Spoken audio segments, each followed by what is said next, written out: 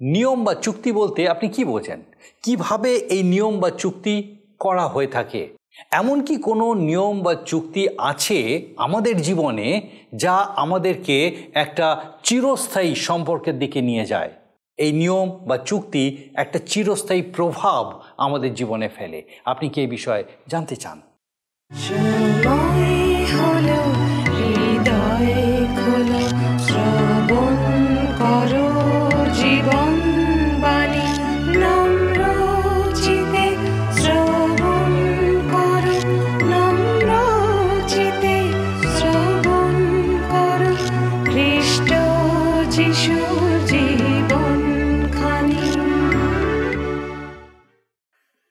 নমস্কার, প্রভু যীশু খ্রিস্টের মধুর নামে জীবনবাণী অনুষ্ঠানে আপনাকে স্বাগত জানাই।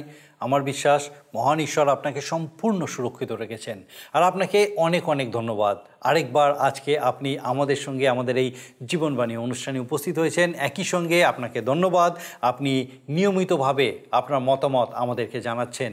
এই অনুষ্ঠান আপনার কীরকম লাগছে, এই অনুষ্ঠান থেকে আপনি কিভাবে আপনার নিজের জীবনের জন্য আশীর্বাদ লাভ করছেন, কিভাবে এই অনুষ্ঠানে প্রার্থনার মধ্যে দিয়ে আপনি ঈশ্বরের আরও সান্নিধ্য লাভ করছেন, আপনার ব্যক্তিগত প্রার্থনার উত্তর লাভ করছেন। আপনার কাছে আমরা প্রকৃতই কৃতজ্ঞ যে আপনি এই সকল বিষয় আমাদেরকে নিয়মিতভাবে জানাচ্ছেন। আসুন আজকে আমাদের অনুষ্ঠানের শুরুতেই একটা গানের মধ্যে দিয়ে আমরা ঈশ্বরের গৌরব করি।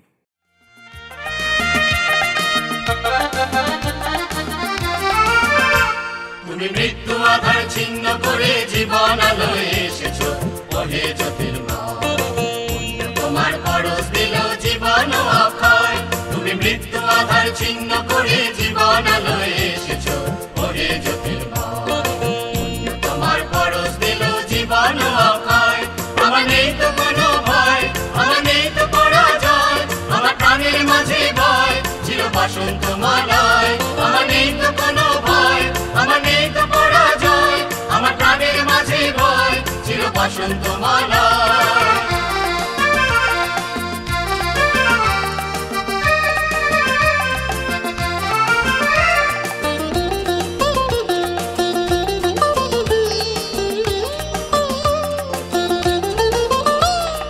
হারিয়ে বাবার লগ্ন এলো যেদিন আর মনে, তুমি বাধ্য ঘরে ডাক পাঠালে মধুর গুঞ্জনে। হারিয়ে বাবার লগ্ন এলো যেদিন আর মনে, তুমি বাধ্য ঘরে ডাক পাঠালে মধুর গুঞ্জনে। আমি সে ডাক শুনে বাইরে এসে তোমায় পেয়েছি, আমি সে ডাক শুনে বাইরে এসে তোমায় পেয়েছি। যিশু দয়াময়, তুমি মৃত্যু আধার ছিন্ন করে জীবন আলোয় এসেছো, ওহে জ্যোতির্ময়, তোমার পরশ দিল জীবন অক্ষয়। আমার নেই তো কোনো ভয়, আমার নেই তো পরাজয়, আমার প্রাণের মাঝে ভয় চির বসন্ত মালা।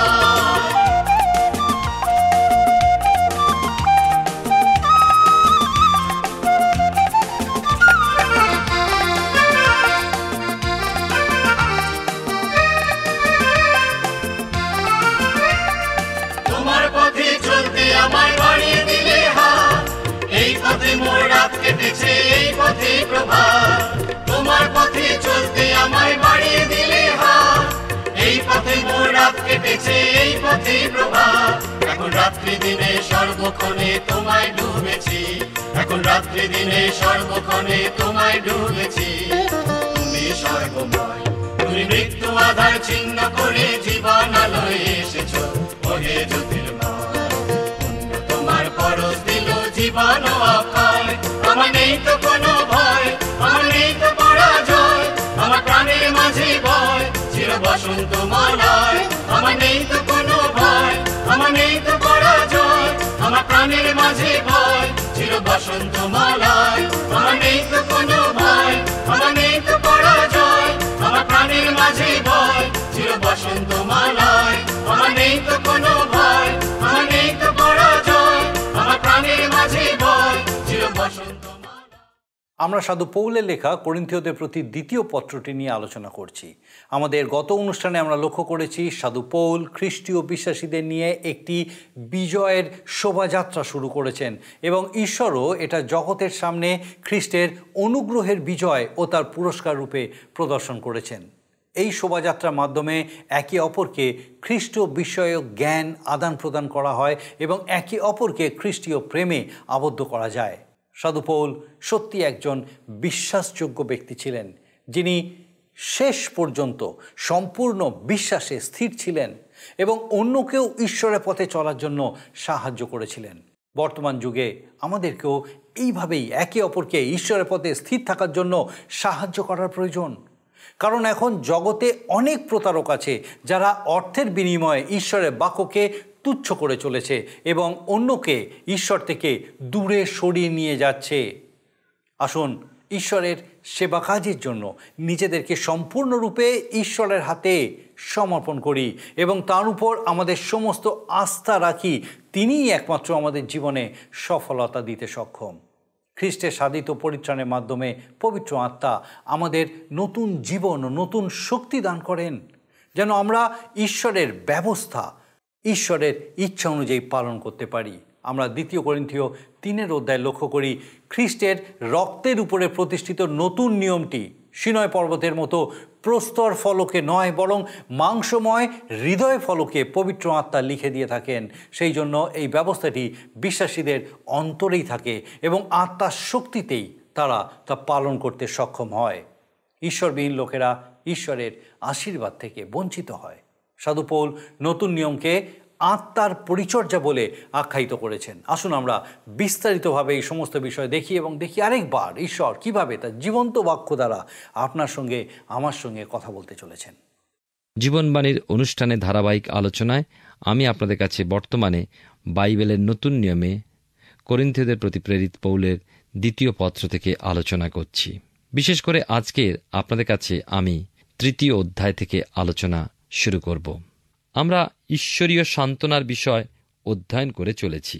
প্রেরিত পৌলের এই পত্রখানি অর্থাৎ করিন্থীয়দের প্রতি তাঁর 2 পত্র ঈশ্বরের সেই সান্ত্বনার বিষয় শিক্ষাদান করে। প্রথম অধ্যায় মানুষের জীবনে যে পরিকল্পনা, সেই ক্ষেত্রে ঐশ্বরিক সান্ত্বনা লক্ষ্য করি। 2 অধ্যায় দুর্বলতায় পতিত সাধুগণের ক্ষেত্রে ঐশ্বরিক সান্ত্বনা আমরা লক্ষ্য করেছি। এখন আমাদের এই অধ্যয়নের বিষয় 3 অধ্যায় দেখব খ্রিস্টের মহিমাময় সেবার মধ্যে ঐশ্বরিক সান্ত্বনাকে। সেবাকার্যের যে বিজয় শোভাযাত্রা, সে বিষয় সাধু পৌল বলেছেন।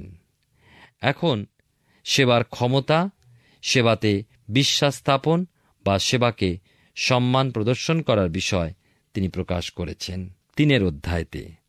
আমরা বাইবেলের নতুন নিয়মে 2 করিন্থীয় তার 3 অধ্যায় আলোচনায় চলেছি। 2 করিন্থীয় তার 3 অধ্যায় আমরা প্রথম 3টি পদ পাঠ করব।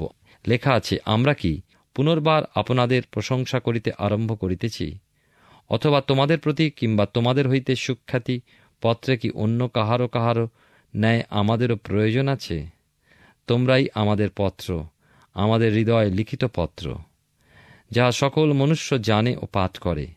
ফলত তোমরা খ্রিস্টের পত্র, আমাদের পরিচর্যায় সাধিত পত্র বলিয়া প্রকাশ পাইতেছ। তাহা কালি দিয়া নয়, কিন্তু জীবন্ত ঈশ্বরের আত্মা দিয়া, প্রস্তর ফলকে নয়, কিন্তু মাংসময় হৃদয় ফলকে লিখিত হইয়াছে। প্রথম 3টি পদ পাঠ করেছি। সাধু পৌল বলছেন, ঈশ্বরের সেবাকারী হয়ে তাঁর জন্য কি মণ্ডলীস্থ লোকের কাছে কোনো পরিচয় পত্রের প্রয়োজন আছে? সাধু পৌল মনে করেন না তার দরকার নেই, কারণ প্রধানত প্রয়োজন ঈশ্বরের সুপারিশ বা পরিচয়পত্র প্রদানের। এই পত্রগুলি কি সেই প্রমাণ নয়? এই সমস্ত পত্রের বিষয় তো মাংসময় হৃদয় ফলকে লিখিত হয়েছে।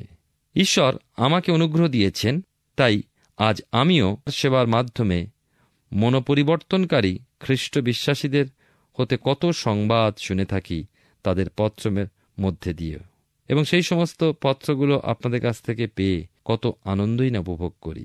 আপনাদের হৃদয়ের ভাষা আমি শুনতে পাই ও জানতে সমর্থ হই বহু দূরে থেকেও।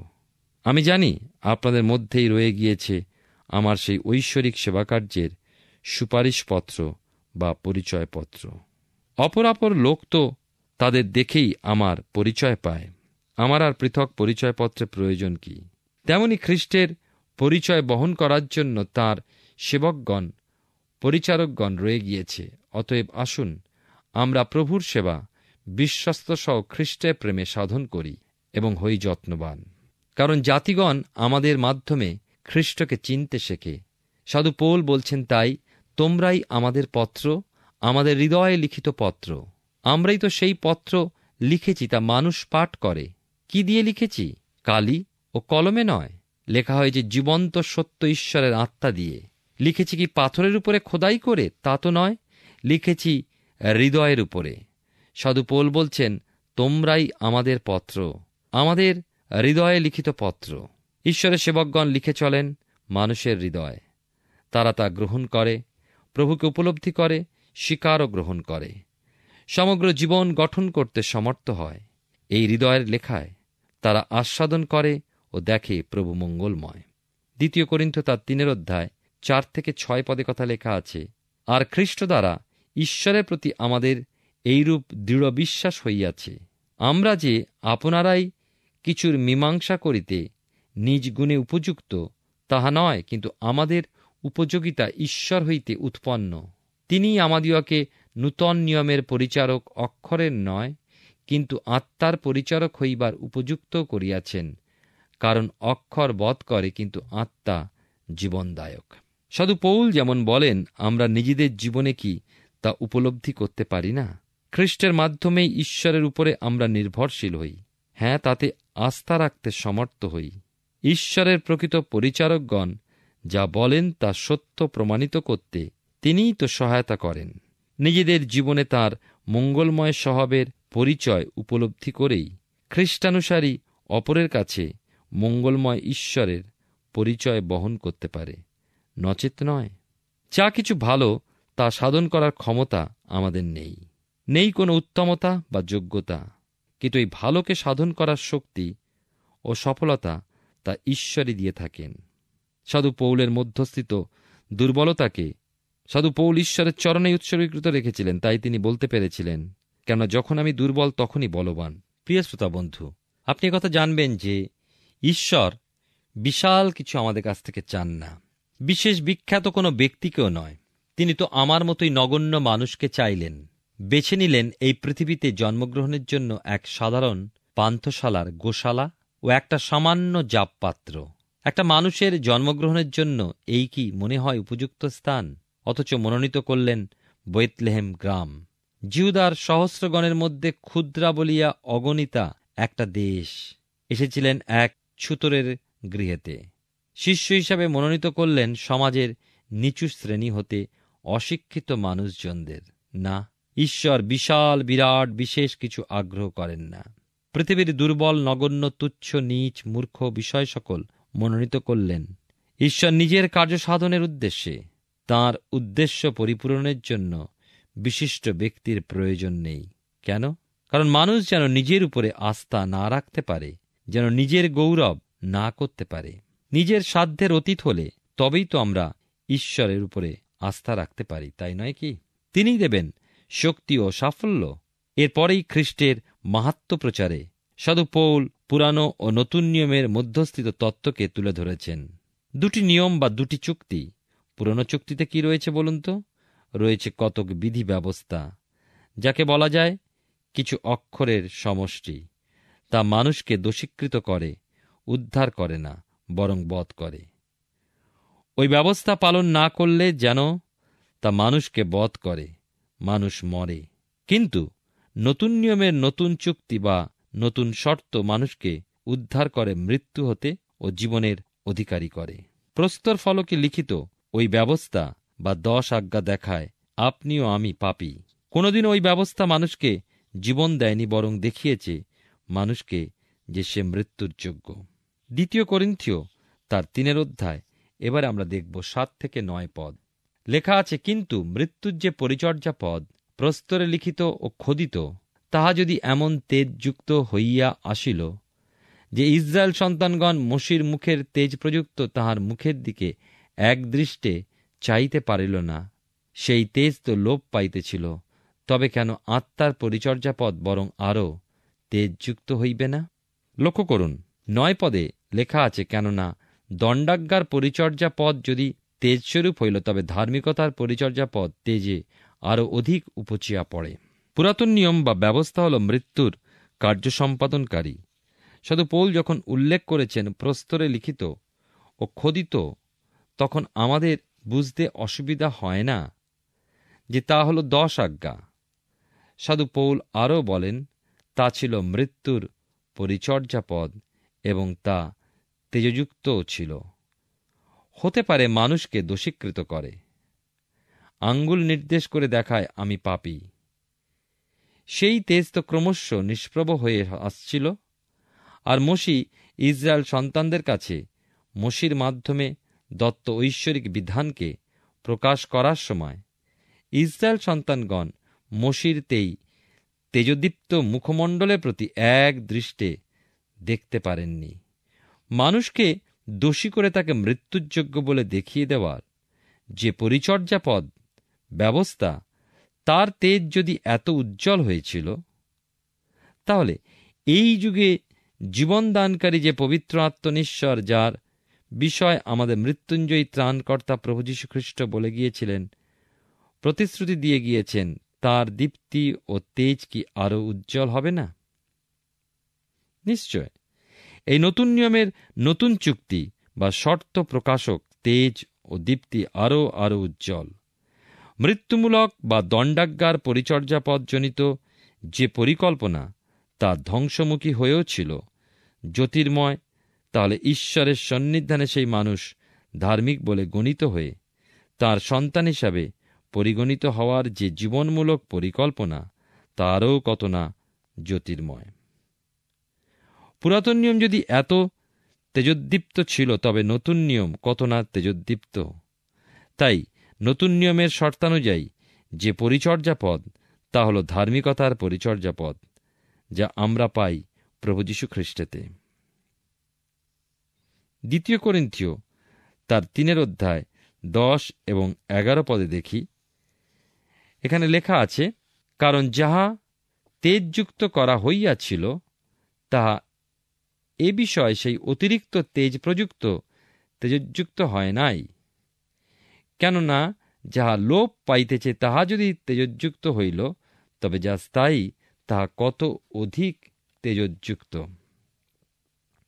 প্রকৃতপক্ষে পুরাতন নিয়মে মসির মুখমণ্ডলে দৃষ্ট সেই ঐশ্বরিক প্রভা বা দীপ্তি যা ছিল ক্রম বিলীয়মান, তার সঙ্গে কি নতুন নিয়মের ধার্মিকতার প্রভা বা দীপ্তির যেন তুলনাই হয় না। সাধু পৌল 2 শর্তের মধ্যে, অর্থাৎ পুরানো শর্ত ও নতুন শর্ত দুটোর মধ্যে পার্থক্য তুলে দেখিয়েছেন। পুরাতন নিয়ম পুরাতন শর্তে মৃত্যুর পথদর্শক এবং নতুন নিয়ম হল নতুন শর্তে মুক্তির পথপ্রদর্শক।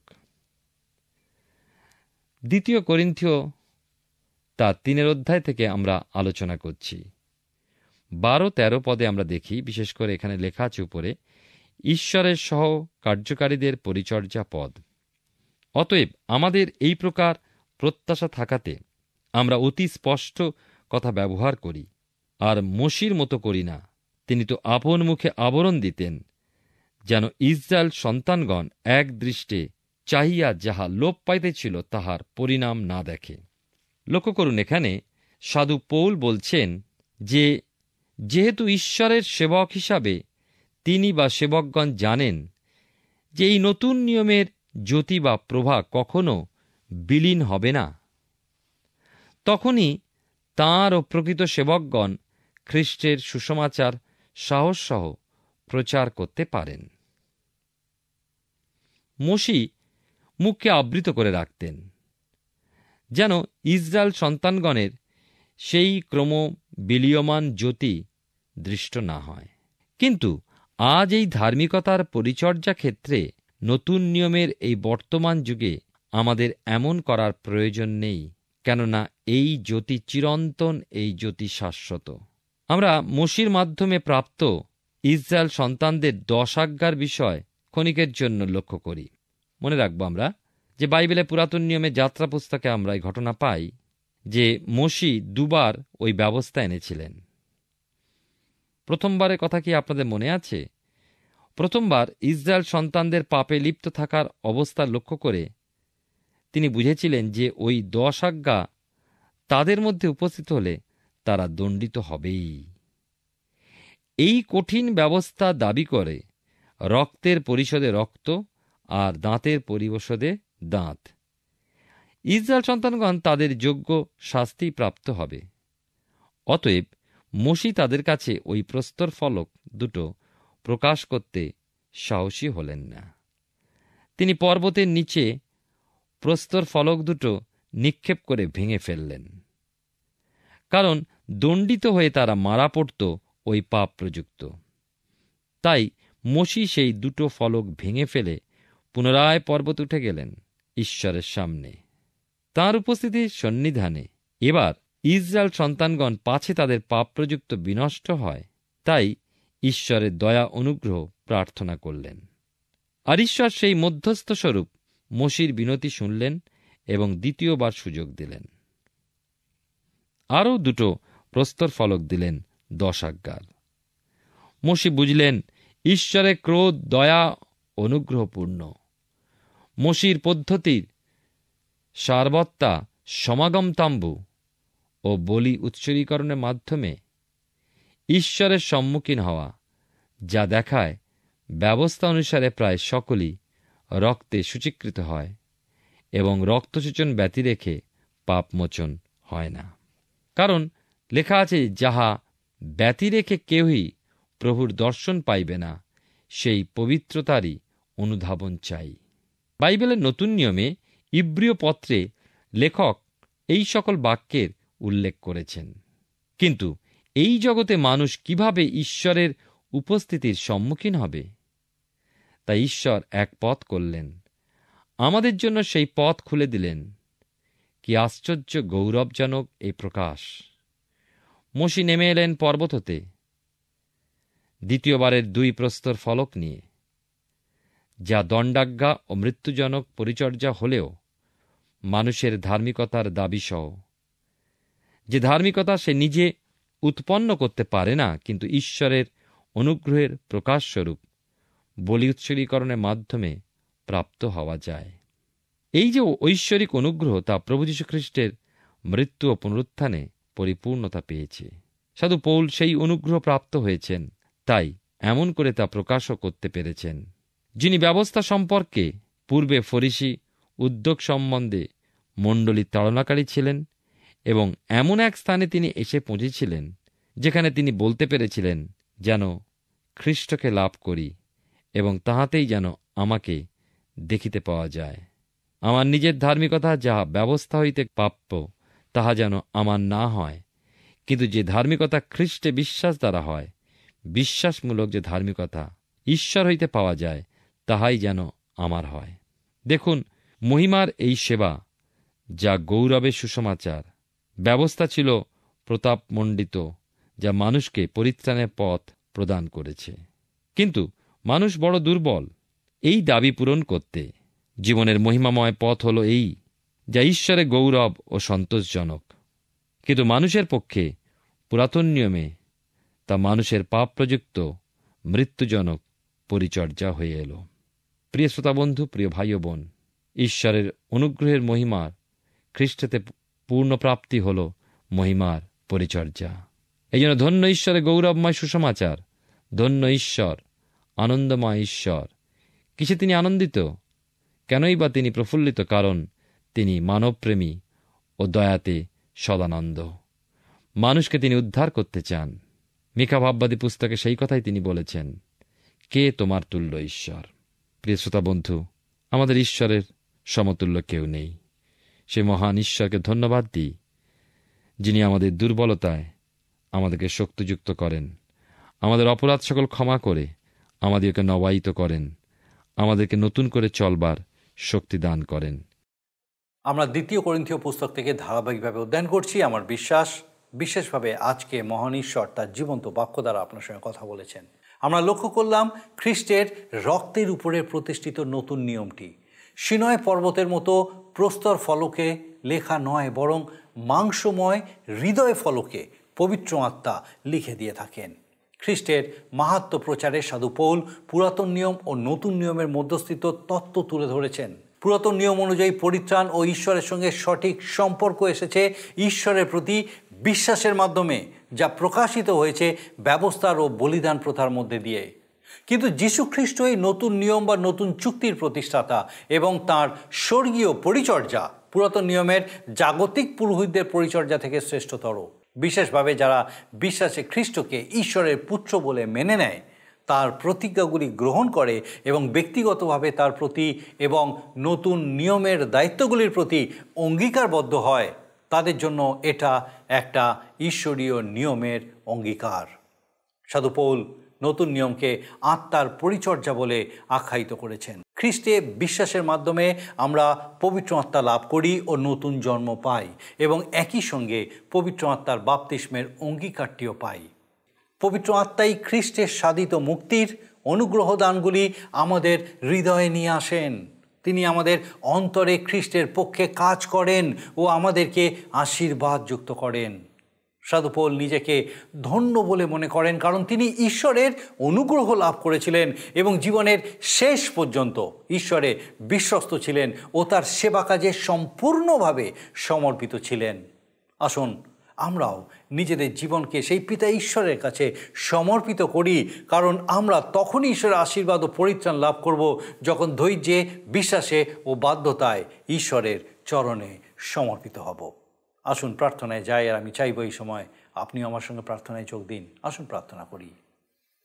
পরম করুণাময় স্বর্গীয় পিতা, ধন্যবাদ দিই প্রভু যে তোমার দয়া, তোমার অনুগ্রহ, তোমার করুণার গুণে তুমি আমাদেরকে ধরে রেখেছো। ধন্যবাদ দিই আমাদের প্রত্যেক দর্শক বন্ধুকে আজকে আরেকটি বার পিতাগো তোমার এই জীবন্ত বাক্য দ্বারা পিতাগো আরেকটি বার নতুনভাবে তুমি সে উৎসাহিত, উজ্জীবিত হতে সাহায্য করেছো। প্রভু, সেই প্রত্যেক ব্যক্তিগত জীবন যেন তোমাদের সমর্পিত জীবন হয়। ও স্বর্গীয় পিতা, তোমার প্রতি বিশ্বাসে, স্থিরতায় পিতাগো, তোমার প্রতি বাধ্যতায় সেই প্রত্যেক ব্যক্তি যেন বৃদ্ধি পেতে পারে। ও প্রভু, তুমি কৃপা করো।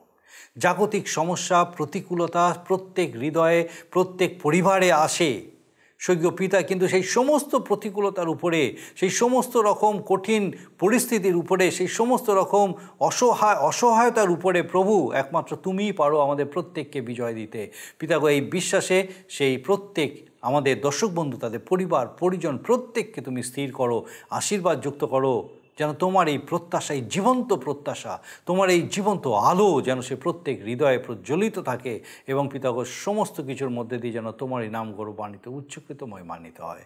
আমাদের প্রত্যেক দর্শক বন্ধু, তাদের পরিবার পরিজন প্রত্যেকে একটি বার তোমার চরণে সমর্পণ করে ধন্যবাদের সঙ্গে এই প্রার্থনা তোমার যিশু নামে চাই, দয়া করে শ্রবণ গ্রহণ করো। আমেন। ঈশ্বর মহান, তিনি আমাদেরকে ভালোবাসেন এবং তার এই মহানতায়, তার এই ভালোবাসায় তিনি আমাদেরকে সুযোগ দেন যেন তার জীবন্ত বাক্যের সান্নিধ্যে আমাদের নিজেদের জীবনকে আমরা বিশেষভাবে চিনে নিতে পারি। আমার বিশ্বাস এইভাবেই আগামী দিনেও আপনি আমাদের সঙ্গে আমাদের এই জীবনবাণী অনুষ্ঠানে অবশ্যই উপস্থিত থাকবেন। ঈশ্বর আপনার মঙ্গল করুন। প্রিয় বন্ধু, আশা করি জীবনবাণী অনুষ্ঠানটি আপনার ভালো লেগেছে। আর যদি ভালো লেগে থাকে তাহলে অবশ্যই আমাদের একটি মিসড কল দিন। আপনার দেওয়া মিসড কলটি আমাদের কাছে অতি মূল্যবান। আমরা আনন্দের সাথে জানাই, প্রতিটা মিসড কল দাতাদের মধ্যে থেকে সপ্তাহের শেষে বিশেষ দর্শক বন্ধুকে বেছে নেওয়া হবে এবং সেই দর্শক বন্ধুকে পুরস্কৃত করা হবে ও সপ্তাহের শেষে তার ছবি ও নাম আমাদের অনুষ্ঠানে প্রকাশ করা হবে। গত সপ্তাহের বিজয়ী দর্শক বন্ধুরা হলেন কলকাতা থেকে অশোক গাঙ্গুলি ও পশ্চিম মেদিনীপুর থেকে সুনীল হালদার। আমাদের মিসড কল দেবার নম্বরটি হল 04449081 আপনি প্রার্থনা ও আরও অধিক জানতে আগ্রহী হলে আমাদের সঙ্গে অবশ্যই ফোনের মাধ্যমে যোগাযোগ করতে পারেন।